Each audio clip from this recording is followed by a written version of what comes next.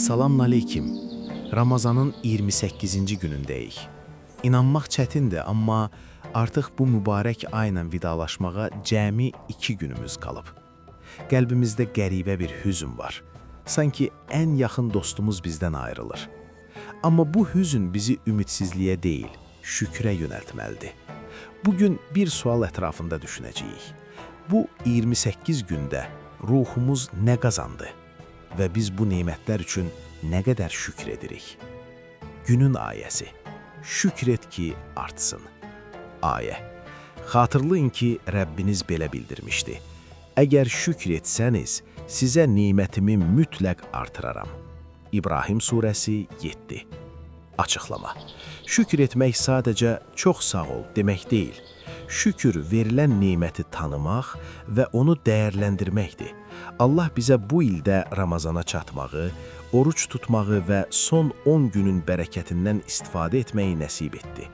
Əgər biz bugün, keçən 28 günün mənəvi qazancları üçün şükür etsək, Allah həm bu ayın sonunu bərəkətli edər, həm də gələn Ramazana bizi daha güclü bir imanla çatdırar. Neməti görən, neməti artıranı da görər. Günün hədisi. İnsan və şükür. Hədis. Peyğəmbərimiz sallallahu aleyhi və səlləm buyurmuşdur. İnsanlara təşəkkür etməyən Allaha da şükür etməz. Tirmizi. Açıqlama.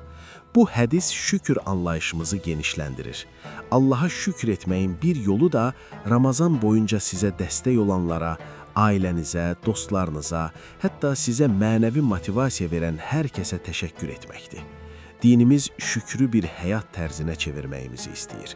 Ətrafındakı gözəllikləri görməyən insan, Yaradanın sonsuz rəhmətini də layiqincə dərk edə bilməz. Gəlin bu son 2 gündə həm Rəbbimizə, həm də bəndələrinə qarşı təşəkkür dolu olaq. Günün duası, qəbul olunma diləyi. Gəlin ayrılıq ərəfəsində bu səmimi dua ilə yönələk. Allahım, bizi bu mübarək günlərə çatdırdığın üçün sənə sonsuz şükürlər olsun. Nöqsanlarımıza baxmayaraq, bizdən bu oruçları və ibadətləri qəbul eylə. Qəlbimizdəki bu ayrılıq hüznünü bayram sevincinə çevir.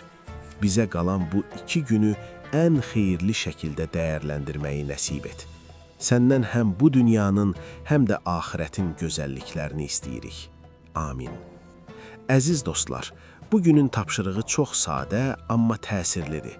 İftardan sonra bir vərəqə və ya telefonunuzun qeyd bölməsinə bu Ramazanda qazandığınız 5 şeyi yazın. Bu yeni bir dua öyrənmək, səbirli olmağı bacarmaq və ya bir ehtiyac sahibinə yardım etmək ola bilər.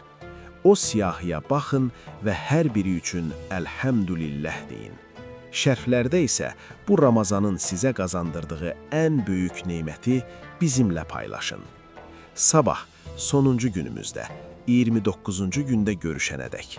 Allaha əmanət olun.